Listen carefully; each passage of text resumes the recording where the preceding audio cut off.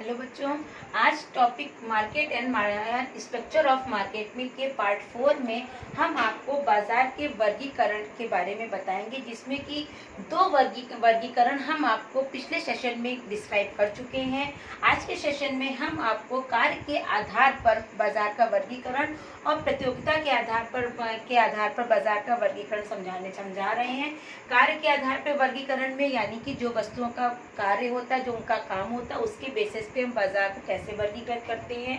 First हमारा है कि विशिष्ट बाजार, स्पेशलाइज्ड मार्केट, मिश्रित बाजार, मिक्स्ड मार्केट, नमूनों द्वारा बाजार, मार्केटिंग बाय सैम्पलिंग, ग्रेडों द्वारा बाजार या श्रेणी द्वारा बाजार, मार्केटिंग बाय ग्रेड्स। ये 4 टाइप्स ऑफ मार्केट्स हैं जो हमारे जो है वस्तु के कार्य के आधार पर निर्धारित किए गए हैं।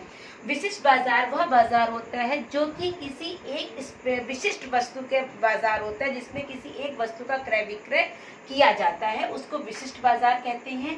जैसे कि अनाज मंडी या फल मंडी। बी है हमारा मिश्रित बाजार यानी कि मिक्स्ड मार्केट, जिसमें कि हम कई सारी वस्तुओं का क्रय विक्रय करते हैं। जनरली हमारे यहाँ की जो मार्केट्स होती हैं आसपास की, वो मिश्रित बाजार की श्रेणी में आती हैं। नमूनों द्वारा बाजार यानी कि मार्केटिंग बाय सैम्पलिंग, इसमें है हम लोग नमूनों के आधार पर वस्तुओं का क्रय विक्रय करते हैं। जैसे अगर यहाँ पर आप जब किसी चीज का, किसी वस्तु का क्रय विक्रय करते हैं तो वो वस्तु सीधे आपको नहीं हैंडओवर में होती है, या दुकानदार सीधे आपको वस्तु नहीं देता है।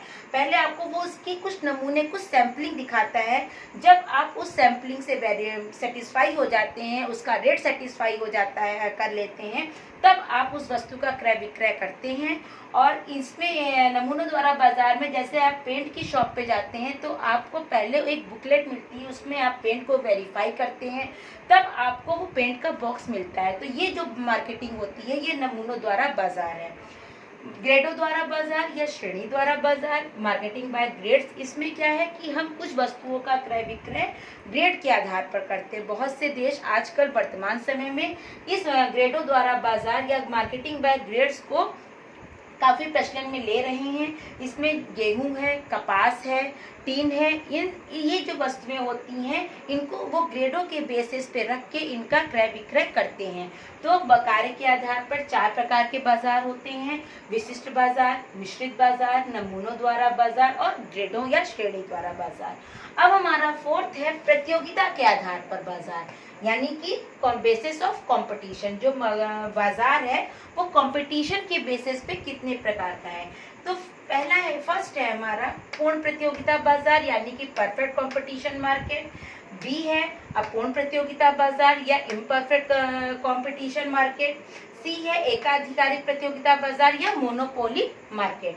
पूर्ण प्रतियोगिता बाजार में क्या होता है कि जो विक्रेता या विक्रेता या जो खरीदने वाला है और जो बेचने वाला है, उसको बाजार का पूर्ण ज्ञान होता है, और इस तरह से इसमें क्रेता और विक्रेता के बीच पूर्ण रूप से प्रतियोगिता पाई जाती है, और इसमें क्रेताओं विक्रेताओं की संख्या भी ज्यादा होती है। अपूर्ण प्रतियोगिता बाजार में हम ये मान के चलते हैं कि क्रेताओं और विक्रेताओं को, या ये कह सकते हैं कि जो एक ग्राहक खरीद के वस्तु जा रहा है, जो दूसरा ग्राहक खरीदने आ रहा है, उसको ये नहीं पता है कि उस ग्राहक ने उस वस्तु को किस मूल्य पे खरीदा है, या यहाँ एक क्रेता या विक्रेता को दूसरे क्रेता विक्रेता के बारे में कोई भी जानकारी नहीं होती है। इसलिए ये कहा जाता है कि अपूर्ण प्रतियोगिता में कीमत विभेद पाया जाता है। मतलब कि एक ग्राहक को हम वही वस्तु 10 रुपए में बेच रहे हैं, और मान लीजिए हमारे पास दूसरा ग्राहक आ जाता है तो वही वस्तु हम उसको 15 रुपए में बेच देंगे, या मान लीजिए उसको वही वस्तु हम 8 रुपए में बेच देंगे। तो इसमें ये होता है कि दुकानदार एक ही वस्तु को 2 ग्राहकों को अलग अलग कीमत पर बेचता है। तो अपूर्ण प्रतियोगिता में क्रेताओं विक्रेताओं का बाजार का पूर्ण ज्ञान नहीं होता है, इसलिए यहाँ पर कीमत विभेद पाया जाता है।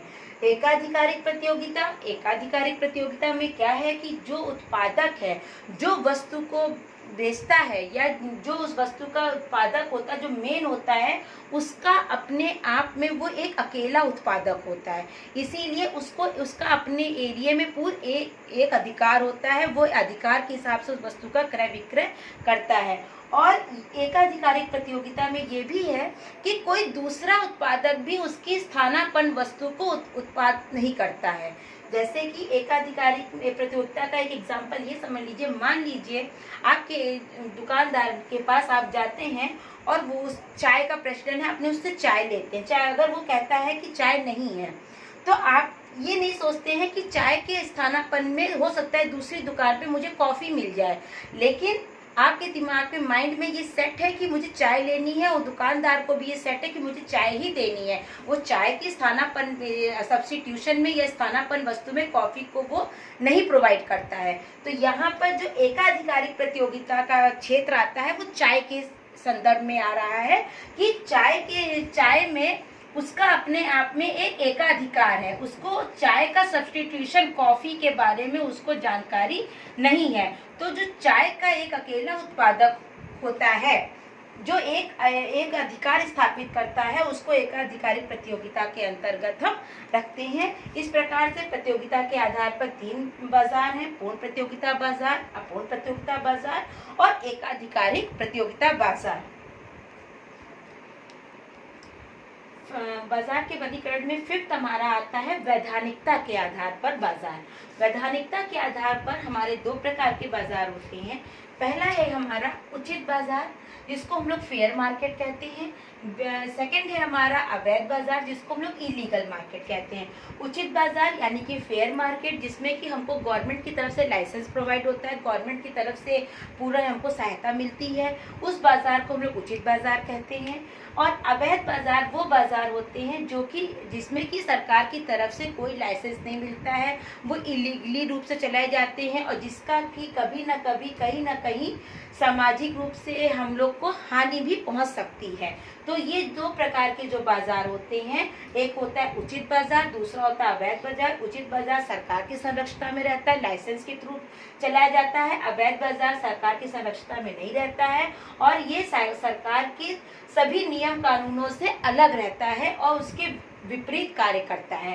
तो वैधानिकता के आधार पर 2 बाजार हैं: उचित बाजार और अवैध बाजार, fair market and illegal market. 6th हमारा है वस्तु की प्रवृत्ति के आधार पर, मतलब उसके नेचर के आधार पर, उसके स्वभाव के आधार पर गुड्स के बाजार कैसे होते हैं। तो पहला है हमारा उपज बाजार यानी कि प्रोड्यूस मार्केट। फिर हमारा है स्कंद बाजार या स्टॉक मार्केट। सी हमारा है धातु बाजार या बुलियन मार्केट। उपज बाजार में वह बाजार आता है जिन वस्तुओं की हम लोग खेतों में पैदावार करते हैं, जो हमारे अनाज हैं, फल हैं, ये सब जो इस टाइप की वस्तुओं का जो क्रय विक्रय होता है जिस बाजार में, उसको हम लोग उपज बाजार कहते हैं। फिर हमारा है स्कंद बाजार या स्टॉक मार्केट। इस बाजार में वो वस्तुएं आती हैं जैसे कि हमारा क्या कहते हैं आपका ये स्कंद बाजार में स्टॉक मार्केट में माफी चाहेंगे, आप एक बार फिर इस चीज को ध्यान से समझ लीजिए थोड़ा सा कि वस्तु की प्रवृत्ति के आधार पर पहला है हमारा उपज बाजार, जिसमें कि वो वस्तुएं आती हैं जिनकी पैदावार खेतों में होती है जैसे कि फल या अनाज। बी है हमारा स्कंद बाजार या स्टॉक मार्केट, जिसमें हमारे शेयर आते हैं। ये जो बाजार होते हैं ये स्कंद बाजार कहलाते हैं। और आपका ये जो सी है धातु बाजार, जिसको हम लोग बुलियन मार्केट कहते हैं, इसमें आपका सोना चांदी का बाजार आता है। जिस बाजार में सोना चांदी या सर्राफे की जो मार्केट होती है, जो सर्राफा बाजार कहते हैं, वो बाजार जो है धातु बाजार कहलाता है। इस प्रकार से वस्तु की प्रवृत्ति के आधार पर 3 प्रकार के बाजार हैं: उपज बाजार, स्कंद बाजार, धातु बाजार, produce market, stock market and Boolean market. आज के टॉपिक में हमने बाजार के वर्गीकरण को पूरे 6 प्रकार के जो वर्गीकरण है उनको डिस्क्राइब किया है। आशा करते हैं आपको ये वर्गीकरण समझ में आया होगा। धन्यवाद।